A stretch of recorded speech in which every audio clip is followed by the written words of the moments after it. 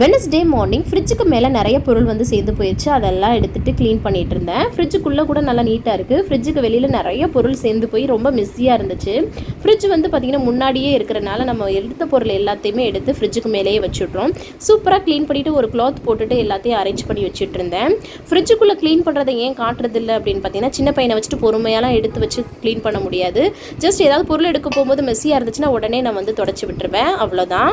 அதுக்கப்புறம் பார்த்திங்கன்னா லஞ்ச் இன்றைக்கி மதியத்துக்கு வந்து செய்ய வேண்டியதில்லை. காலையிலே ஹஸ்பண்டுக்கு லஞ்ச் பாக்ஸ்க்காக நான் வந்து தேங்காய் சாதமும் பீன்ஸ் பொரியலும் பண்ணியிருந்தேன்.